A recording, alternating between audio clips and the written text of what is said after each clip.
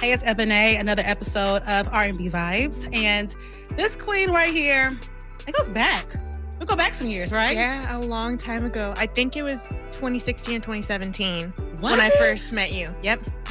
Okay, so 2016, 2017, I had this show, this RnB Vibe show, well, Deep Soul. Deep Soul. Did that at MTSU. Absolutely loved doing it there. And I was linking up with different artists. And I don't know how I found you. I don't know either. I just got a DM and I was like, you go to a different school than me. Who told you about me? Like, yeah. So I think you was at Belmont, Yeah. right? Uh-huh. And you came on, Caylea came on, and she performed, and she spoke about her story and spoke about who she was, and changed my entire life. That's amazing to hear. Since then, we've been been supporting. So not new to Nashville at all. Nope. So tell them, like, tell us your upbringing. Tell us how music got introduced to you. My parents raised me in a musical household. My mom has been a piano teacher for 30 years.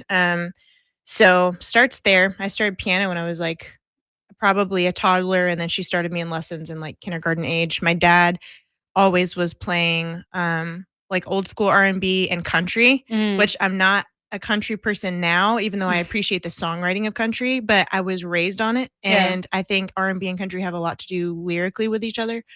My dad was military, my mom was military, and then my mom got out and had me, and then we moved all over the world. So I've never lived anywhere longer than a few years. Came to Belmont for songwriting school, and that was cool because of all the connections and the training, and just like I had never met another songwriter before ever, because I was moving all the time and not ever anywhere long enough to like delve in and see if there's a music community. And we were overseas a good bit too. And so when I got to Belmont, it was a whole new world. Got some internships in Nashville. And then I definitely started out more writer producer. I started producing when I was 12, and then got into Logic really hardcore in like freshman year of high school. And so when I got to Belmont and started like experimenting with my sound and stuff, I had a few friends, including you, encourage me in the artist thing. Yeah. And I was like, no, everybody wants to be an artist. Like, that's not for me. I like staying in my woman cave, is what I called it, and making the tracks. And then I married my high school sweetheart that we had met in Germany, actually. And we had like 3 times the charm. So we dated, and then we had a situationship, and then like years later we reconnected and actually married him, and we've been married for almost 7.5 years now. And then he, after we went through his military training and stuff, pushed me into the music stuff again. Like, hey, you were called to do this music thing, and you're supposed to be the artist. And I was like, don't tell me that, because if you tell me, I will flip a switch on and I can't turn it off. Yeah. Because I had kind of turned it off for a few years and had been going through some mental health stuff too. And so like when I turned the switch back on, it was just like door after door after door, which I took as God confirming that that's what I was supposed to be doing. So you're one of the people that I reconnected with when we moved back to Nashville. So, and what I appreciate about you, we're going to talk about the power of reconnection in a minute, because that's a very powerful term right now for you. I feel like everybody that you're reconnecting with ends up being a blessing in some kind of way. Oh, yeah. So we're going to get into that in a minute. But what I really love about your story is your Christ walk, and how you're very much so into that, even as an R&B artist, R&B pop, all of that. You are so important. It's important to you. You put that towards every part of your life. Tell me, why is that important? Why is it so important for you to not just showcase it, but speak about it? I think just for me personally, it's because Jesus was the answer to a lot of my personal pain. It doesn't mean that your pain just goes away if you become a Christ follower, but I went through a really dark period where I decided I was going to leave the Christian faith, because I was raised a Christian, and I kind of just delved into like the historical literature surrounding the person of Jesus. And then when I found out how much like evidence there is for certain things, especially like, well, one of them, the resurrection, I didn't know there was any evidence for that at all. So like that was what helped me like decide, no, I think I believe this because it's actually true. But then also just the spiritual experience. Jesus walks with you through your, I'm not going to use a cuss word on air, but like you can if you want to. It's fine. He walks with you through stuff. Like he doesn't expect you to come Like, God doesn't want you coming to him clean. He changes you from the inside out because he loves you. That's it. He loves you because he made you and he loves you because that's it. Like, it stops there. And I'm still learning that. There's still a lot of things in my brain that I think I'm earning God's love and earning other people's love. And that's like, I've got people in my life right now, like my husband, namely, and friends that are constantly reminding me, like, you don't need to be earning our love. And that's a good picture of not earning God's love. But yeah, I don't write just about my faith because like I feel like that space is kind of filled in like the Christian music world, and it's just not what I have to say because I have a lot of there's a lot to people in general, just humans. And because I've been through a lot, I write about that, but it's all influenced by my faith in Christ because there's still hope. Even, there's stuff that I'm still struggling through now, but then there's stuff I can look back on and see that the only reason I kept hope through that is because I know God uses things for good, even bad things, even things that were done to us, even things that when we mess them up, he somehow uses them for good anyway. Yeah, just because he loves us. So I'm still learning that now. Like he loves us so much. He loves you so much. I don't understand why. But yeah, We're his so people. We're his children. yeah. So of course, Yeah. and what I love is how you're just open and you talk about it. Now people are going to wonder why R&B. Why not go into gospel? Why not go into Oh my Christian? gosh. I just love it. I love R&B. Like I just love it. yeah, like I love it. Like when I discovered well, like I said, my dad played like Boys to Men type stuff, and then like when I remember discovering JoJo when I was 15, 16. I think I had heard her earlier, but I like delved into her music at that age. And I was like, holy crap, I want to do that. Whatever that is, like, can I do that and be a Christian at the same time? And I think there's this like really weird split in art right now. All art is sourced from God. Now, whether we taint that art or not is up to our own actions. But like, there isn't, in my mind at least, this is just my opinion. I don't think there's a clear line between Christian and not Christian music. If you're a Christian, you make art, it's Christian art, but it doesn't have to be about Jesus all the time. It doesn't, it's like a painter. Like if you're a painter and you're a Christian, do you have to paint every single picture of Jesus or of a cross or something? Okay. Yeah. So that's kind of, but yeah, I just love the sounds like so much, the vocal riffs, the just like I really like a lot of the raw instrumentation, like electric guitar R&B style is whew, like I could just listen. I literally listen to like electric guitar lo-fi when I'm doing anything. It's either that or like a soundtrack of just birds playing in my house to set the vibe. Like birds, really? That's it? Yeah. Okay. Just like birds outside, like because if it's too hot to have your windows open and actually hear birds, like I still want to hear it. It just calms my brain. Yeah, I just love the sounds of R&B so much. Like, oh, it's so good. And I just want to make that kind of music, but say what I have to say, which may be different than like traditionally what R&B is about. But I don't think we need to have categories like that. I think it can be about anything you want and blending genres. So yeah, there's a little bit of hip hop, a little bit of pop, but mostly R&B. I draw a lot of my sound inspiration from right now from SZA. Like I just love how her tracks sound. Kaylani, Tori Kelly. Of course. Oh my gosh, Of I'd course. die if I met her. I would literally just die. So, Well, I love that, and I think your writing style kind of changed since I first met you. yeah, Yeah, I think that you were R&B, but you went more in that poppy sense a little bit more. Back then, I could be wrong, but do you feel like there's a difference in your writing style now? Before, what's the difference? yes and no. I think it's different now because I feel a little bit more free to write just whatever I'm feeling like. I had a few mentors. I met one mentor named Ahmed through this New York showcase I did with 95.1 a few years ago. And he was a huge part of my writing story, like telling me, like, you don't need to think about how people are going to perceive what you're saying as much as you need to just say what is in your heart to say. And that's when I think more of the hip hop element came out because I felt like maybe that was just like too cool for me to branch into.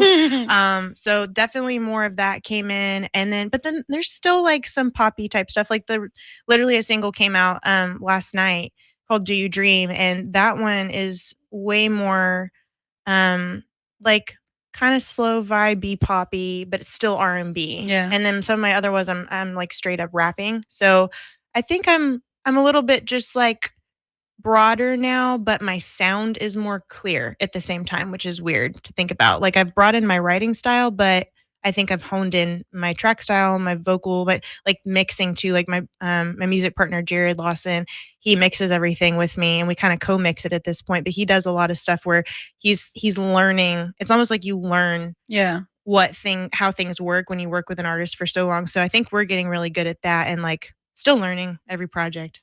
I just love how much you just know your books. You know everything. You're very technical. You're very understanding. A lot of people don't have that.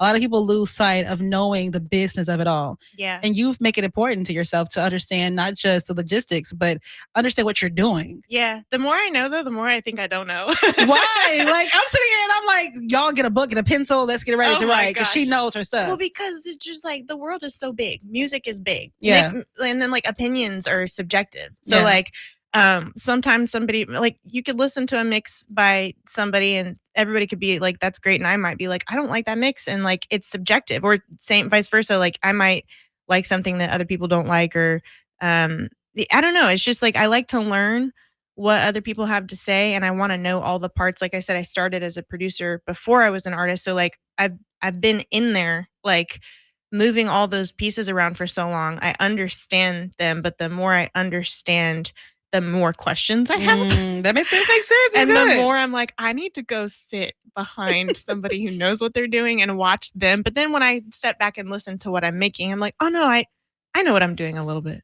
Yeah. You do. Well, tell me, because being behind the scenes is a little different than being in front. It's scary, a little nerve-wracking. Oh yeah. Do you still have moments where you're just like, put me back, please, in the back? Every time. That's another reason I think God called me to do it, because he doesn't call people to do stuff that is just like, oh yeah, I got this, it's easy. Yeah. He like picks people who have like quirks or problems or like weaknesses, and then he literally puts you in a position where you have to lean on him to do that. And so anxiety is huge in my life. I'm constantly working on it. It is way better than it was a few years ago.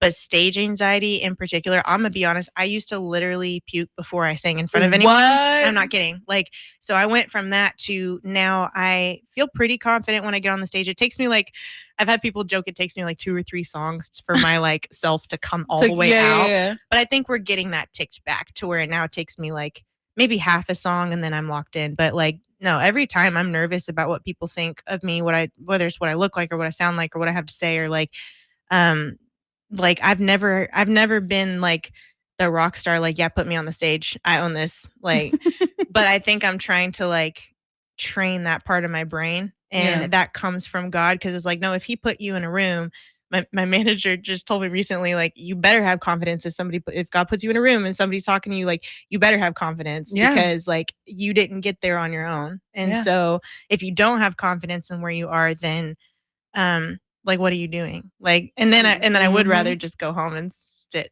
in my studio and stay in behind your woman the cave. screen. Yes.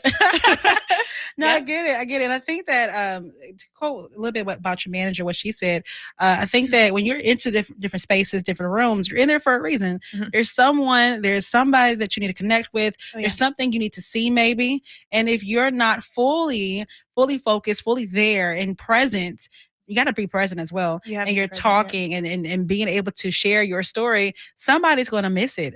You might miss something. So it's good to always take ownership of the room. Be confident. Don't be scared. You got this. And if we pay a ticket to see you, we came to see you. We want to see the performance and everything that you do. Now, I will say that's been really fun to like hone in on the performance side the last, I would say, 3 years. Because I had an artist developer named Crystal in Pittsburgh, Pennsylvania, where we were before we came back to Nashville. And man, she worked my butt off. Like, she put me in hip hop dance class, and she would like have me practice at this fire hall where she just like paced back and forth staring at me to try to make me nervous on purpose. Oh, wow. And then she would like help me. We would like watch videos back together of me performing. And like, it's crazy because I did the show last year here that I threw in the west side of Nashville. And she watched a video from that and said that it was like watching a different performer. And that I can attribute to like literally God, but also practice. Like, I have dance mirrors in my studio because I practice in front of them. And it's like, confidence isn't always just natural. You also have to learn it. Yeah. Because I feel the same way. If like somebody's going to pay to come see me, like I need to be like as front and center giving them what they paid for as possible, because like I wouldn't want to go watch someone just stand still and sing their song. It's like, so like I've definitely worked really hard on that. And now when I get into the zone, like half a song in, and I'm not thinking about what people think of me anymore, I think I'm really thriving on interacting with the crowd, but individually. Like I love looking people in the eye when I sing and feeling like our souls just touched a little bit because of something I said. Um, yeah. And then some of my songs are really fun. Like they're just like they're a vibe. They are. So They are. They so are a like you vibe. can just vibe too. Like you don't have to be serious all the time, even though I feel like I am a serious person, but there's definitely a side of me that's like absolutely ridiculous shenanigans. So But we love the shenanigans. Shenanigans Yes. are everything. Yeah. And guys, of course, she performed at the Kickback. We did a Kickback a couple months ago. In May. Yeah. And did an incredible job. But Thank for you. those that missed out on it, tell them, what does a performance by you, what does that look like? What does that feel like outside of you being able to connect with them via the eyes? Is it dance? Is it being able to sing along and you coming out to the crowd and pulling on through? What does a performance by you look like? I think for me, it's really like being connected vocally. I call it being grounded, which is an actual technical vocal term, but I also think about it in like a mental state. Yeah. So I have had people respond really strongly emotionally to my voice because of how I sang something. I do a little bit of dance, but I'm not like a pro dancer. Like I want to be really good at dance. So I think I would say like that's definitely a part of every song. Like I do choreograph some stuff for sure, because like I think moving your body to emphasize what you're saying is night and day different if you're just standing still singing. Yeah. And so a lot of my songs are like a track with Jared on guitar or my friend Caleb on guitar or me on guitar and them on bass, like whatever it is, the mix wise. But then sometimes we'll do a stripped down version where it's just my voice and them on guitar. And that's where I feel like I can really show off more vocally in the moment. And a lot of the riffs that come out in those kind of performances are literally just on the spot because of whatever emotion I felt, because I take it really seriously, like what emotion I feel in that particular room, even if it's the same song I've sang before. Yeah. Because like you said, there's somebody there who hasn't heard it before that I was supposed to be there for. And yeah, so I think it's just like I hope it feels therapeutic to watch me perform, but I also hope you just feel like a vibe. And I hope you just think like, oh my goodness, I'm not alone. And also, man, she can sing. That's what I hope. Yeah. And it takes a lot for me to say that because I used to literally not believe I could sing. And so Yeah. like having to work through that confidence is like, yeah, I hope that's what you come away from. So you know, when you was at the Kickback, you performed a song, and my apologies for not knowing the title because You're you good. know I like to do my research. You performed a song talking about depression and suicidal. Feel Better. Feel That's that Better. song.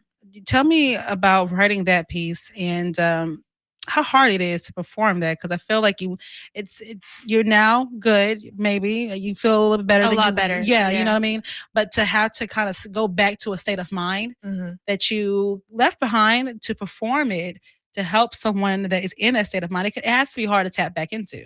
It is. I would say it's harder to tap back into in the studio than it is live because, like you said, the people in front of me when it's live, I'm able to focus on. I'm a tool to help them right now. Yeah. Like that's it. But when I'm in the studio and I'm trying to capture that emotion for the track, tears are definitely they come often when I have to go to a dark place like that. But yeah, I definitely have struggled with suicidal thoughts. It's still ongoing, like I still have them, but it's something that I think I have a lot more tools now to combat. And I think there's a difference between like ideating on something and just having like an external thought bounce off your brain. So I've been through seasons where it was very serious and I had to like call someone, and that's what I would say is like if you're in that state, you have to reach out to someone. It is the hardest thing to do. It's like the last thing you want to do. So I think that song is capturing that feeling of I don't want to talk about this. I don't want someone to try to offer me advice. I just want someone, but I don't know how to reach out to someone. But I want someone to just sit in it with me and just be present. And it's like there's a scripture that says weep with those who weep. And so it's like that kind of vibe where I'm not going to always be able to give somebody an answer. And when I'm in that state of mind, I don't want someone to be like, well, you just need to do this, this, and this, and this, and this, and this is why. It's like, I need you to just sit with me while I process what's going through my head.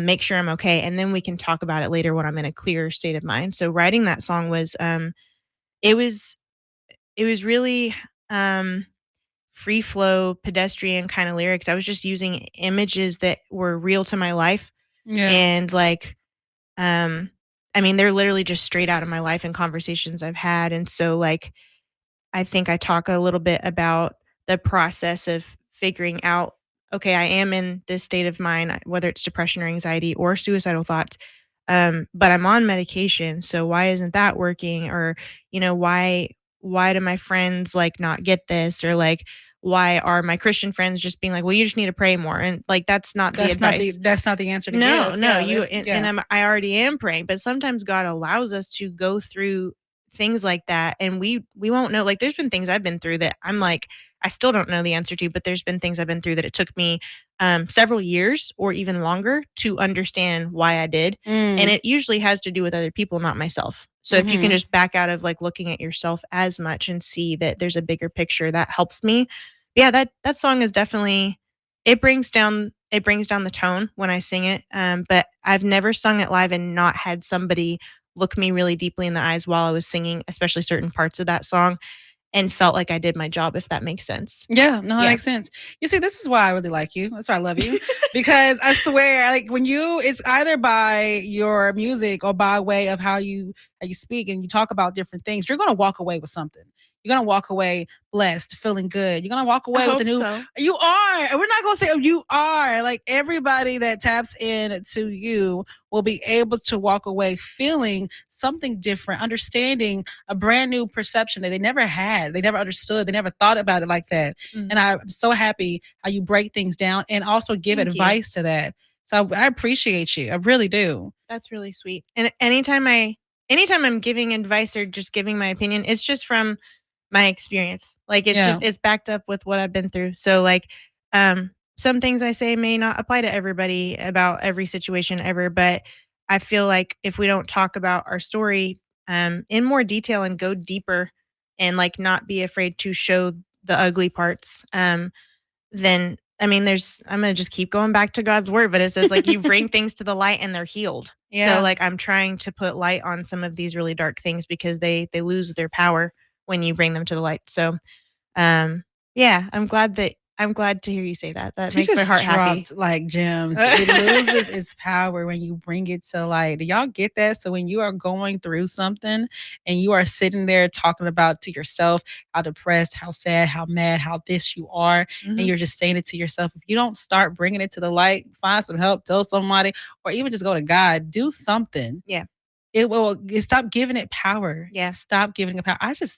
Yeah, tithes and offering. Tithes and offering. 10%. I want my 10%. Oh my Now, gosh. let's get into some new music. Let's get into Cool. music. I have, of course, She Abouta, Mhm. and then Do You Dream? Do you dream? Okay, Mhm. so two different kind of songs, Oh right? yeah, very different. Yeah. Very different. Talk about both songs and where was the headspace for both? Okay, She About It is just a bop, okay? Like, It it's is. like, It I is. was just feeling myself. That's Yeah. it. I was like, "Oh, I can do this." Like, it's the song I wrote to myself to remind myself that I'm not a failure. Like, I'm not a failure. Like, you're laughing. Literally, this is a I thought love that it. I think artists go through this every day. Like, Yeah. any creative, any entrepreneur, anybody who's, like, putting themselves out there to start a thing and then watch it in the world flop around until it hopefully has success. Like that's It's terrifying. terrifying. It's terrifying. So like that's what that song is about. It's like, no, you got this. You were made to do this. And so it's my first time. It's not my first time ever rapping, but it's my first time putting out a song with legit rap on it. And I Mm. did it live and I didn't miss a lyric. And I was so happy. And I was like, that's the whole point of this song, right here. Yeah. So yeah, that one is really fun.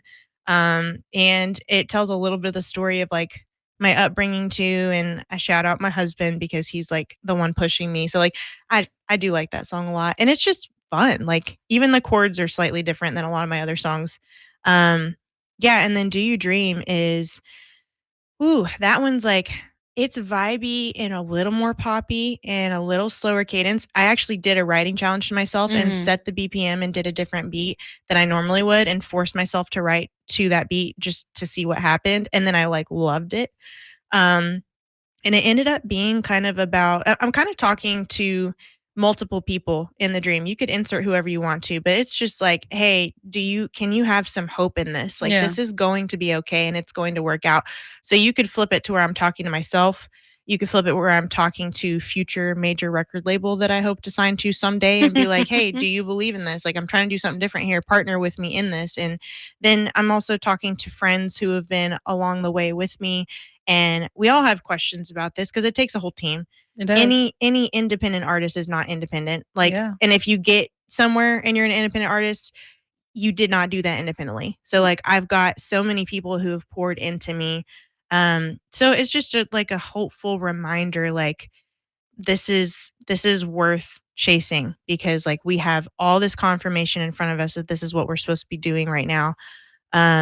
Yeah. So it's actually interesting. I was thinking about it yesterday, actually, because it came out at midnight and I was like, man, if I like just think about this being sung to myself, that also helps my heart a little bit in the times where I feel like, oh my gosh, how is this gonna work? Because the music industry is like, it's a freaking scary place. Like It you know is. that it's scary, scary. it's daunting, it's intimidating, It's and competitive. it's very competitive, and you have to be confident even if Yeah. you don't feel confident. So yeah, it's like a hopeful reminder, like this is a dream worth pursuing and keep going. So Well, listen, first of all, shout out to your team because your team is like a yes, family.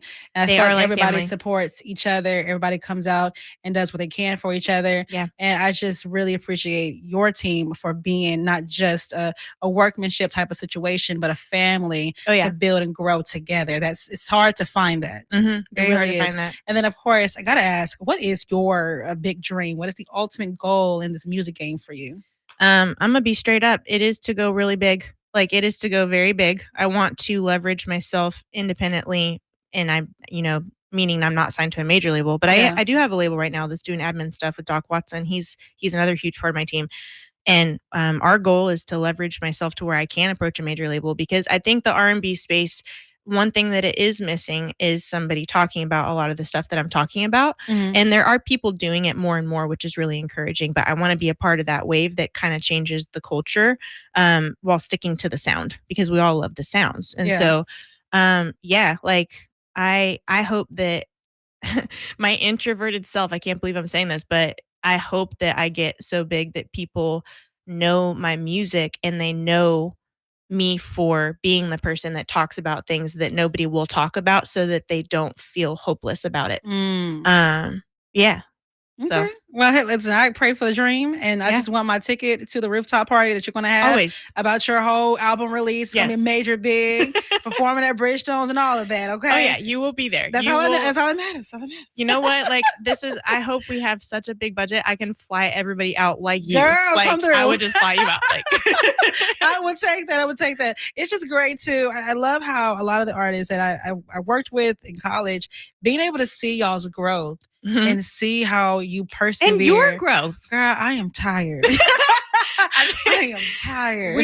I think we all feel that. Like, oh wow, that's why they call this like a long game. Yeah, it's a long game. It's a long game. But look what you've done. Like, look where you're sitting right now. Yeah, and who knows what's going to happen next year. So Yeah. we're just here, and I'm appreciative. It's fun to grow together, you know. And please always know my support, my love is always there for Thank you. Ebony. I love, like I said before, I love your advice. I love your mission. I love how you not just sing to someone, but you speak to them. You give them an ability to see a better sense of self and be able to just go through life a lot better. Yeah. You know, it's a hard thing to do when you have an artist that you're listening to, for them to actually not just be an artist, but someone that can influence your life, that can actually matter to you. You need more of that. Yeah. And we lack that here in music today, if you ask me. That's what I'm hoping for. And like, it's very intentional, even down to how we mix my vocal. I want my vocals to sound like I'm sitting in the room talking to you, having a conversation. So like, it is very intentional that I hope people feel that way. So, well, by the way, did you start some kind of series where you're actually talking to people? I did. What's up with this? It's a whole brand new series. It's called Caylea No Cap. And yeah. And it's not. I love it. It's PG so far. Oh, okay. But like it may not always be. Change. I'm just talking about my life and like stuff that we go through, you know? Yeah. And so, and my dogs. Right. The dogs Literally, do matter. My next episode I recorded is about my dogs because they're a huge part of my mental health journey, especially my German Shepherd. So like, yeah, I just sit down and talk to you about like stories behind the songs, my ethnic background, food, oh my gosh, I got to do a whole episode on food like soon.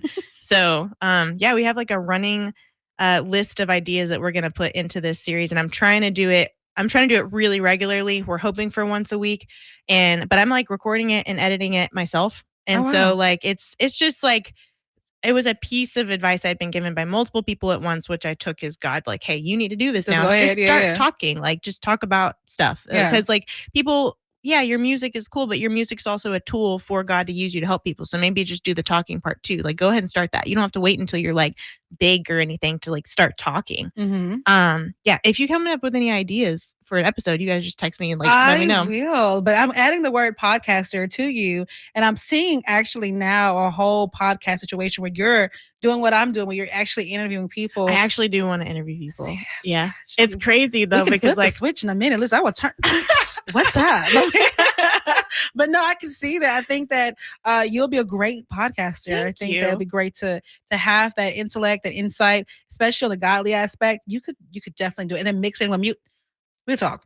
Yeah, we'll talk. No, we're gonna talk about it. Okay. We'll tell them how I'll bring you on. Please, I'm down. I'm always down. I will bring you on. Tell them how they can connect with you, not just for the music, but also for your new podcast series. Yeah, the podcast series. Wow, I'm a podcaster now. That's weird. But yeah, I guess I'm doing that. So yeah, you can find me at CAYLEA _RnB, Caylea RnB anywhere. I'm just Caylea Music everywhere, like CayleaMusic.com. My YouTube is just my name, CAYLEA. So, and I try to I cross post a lot of stuff for people to get like bits and pieces, but like certain platforms we focus on more of one side of things than the other. But yeah, that's where you can find me. Okay. And any more new projects coming out we need to be expecting? So we're working on the last song that we are waterfalling into an EP this fall that I'm very excited about. Okay. And it doesn't even have a name yet, but hint, I talk about Bob Ross in it. Word. Yeah. Just, yeah. I'm not going to explain anything. I'm just leave you hanging, so you have to come back to find out. So yeah, doing that. And then I'm going to be going on tour for the first time, opening up for Lily Massey. Yes, so I'm very excited about that. Yes. So yeah, we're trying to get the EP out like around that time. So that's what's coming. And I mean, there's always stuff coming. Like this has been coming, like this interview. So it's like, yeah, my first like legit radio interview with my friend who I met 10 years ago. So like it's constantly things are coming and happening, which I know is God opening doors. Yeah, the EP. And I usually release a song every 6 to 8 weeks right now. That's been the rule for a couple of years now. So yeah, constantly new music out.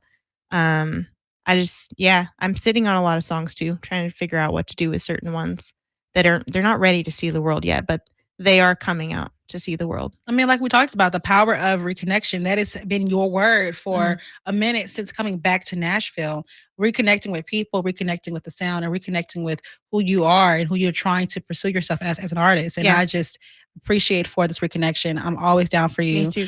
Y'all please connect with her. She has on her, I made this note to myself on your Instagram. It says RnB therapist, and she is. She is. When you listen to her music, you're gonna get some therapy. You're gonna get a word. You're gonna get some therapy, and you're definitely gonna get some good music, good vibes. Please make sure you lock in with her. And I just appreciate you for coming on. Thank you. This is our second interview. Can't wait for the third. Can't wait for the fourth. Can't wait for the rooftop party. Just everything. Yeah. Rooftop party is gonna be banging. It's gonna be banging. Yes. Thank you for having me. Of course. Y'all stay tuned for more RnB Vibes with Ebony on 92Q.